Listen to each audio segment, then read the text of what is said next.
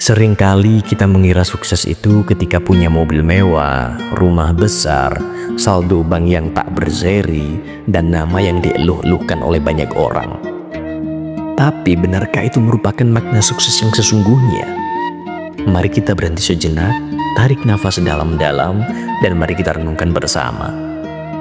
Dari sudut pandang agama, sukses bukan sekedar pencapaian dunia. Dalam Islam, sukses sejati adalah al-falah, keberuntungan dan keselamatan yang mencakup dunia dan akhirat. Bukan soal harta, tapi soal apakah hidup ini bermakna. Apakah kita menjalani hidup sesuai dengan nilai-nilai ilahi? Dan apakah kita meninggalkan kebaikan? Dalam Kristen, sukses sejati bukan soal seberapa banyak yang kita punya, tapi seberapa besar kita mencintai dan mengasihi. Apa gunanya seseorang memperoleh seluruh dunia, tetapi kehilangan jiwanya? Sebuah peringatan yang menusuk, bahwa tak semua keberhasilan layak dikejar, apalagi jika harus kehilangan diri sendiri. Sedangkan filsafat memandang sukses dengan lebih abstrak. Para stoik seperti Seneca dan Marcus Aurelius mengajarkan bahwa sukses adalah ketika kita hidup selaras dengan kebajikan, ketika kita bisa tenang dalam badai, menerima hal yang tak bisa kita rubah, dan tetap bertindak dengan integritas. Bagi mereka, sukses bukan tentang hasil, tapi tentang proses.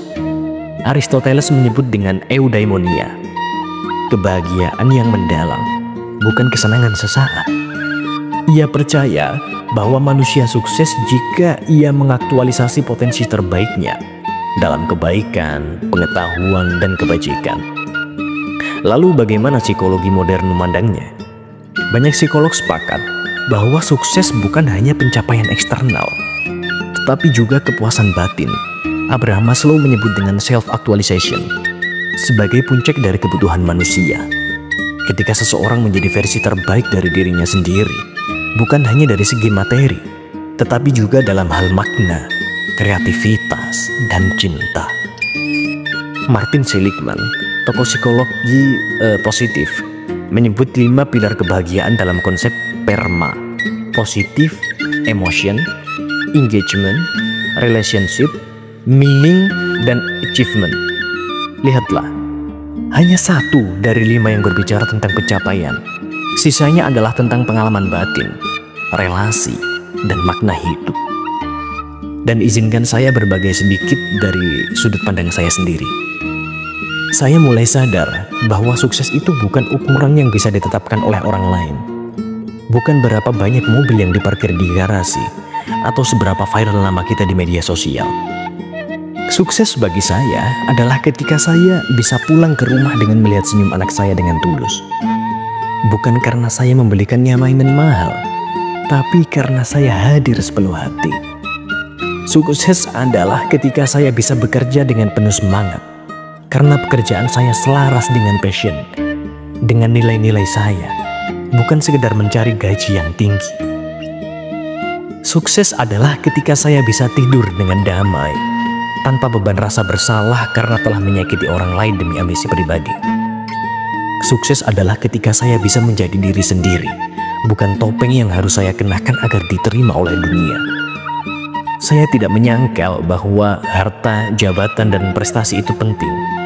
Tapi mereka bukan tujuan, mereka hanyalah alat. Jika alat itu membuat kita menjauh dari diri kita sendiri, lalu apa gunanya? Mungkin inilah waktunya kita bertanya ulang, untuk siapa sebenarnya kita mengejar semua ini? Apakah kita benar-benar mengejar sukses, atau hanya sedang berlari dari rasa tidak aman dalam diri? Kita bisa memilih definisi kita sendiri. Sukses tidak harus sama dengan orang lain. Sukses yang tak bisa diukur dengan logika, sukses yang tidak bisa diukur dengan angka, tapi terasa oleh hati. Karena pada akhirnya, sukses yang sejati adalah ketika kita bisa hidup dengan tenang, mencintai dengan tulus, bekerja dengan makna, dan pulang ke rumah sebagai manusia yang utuh.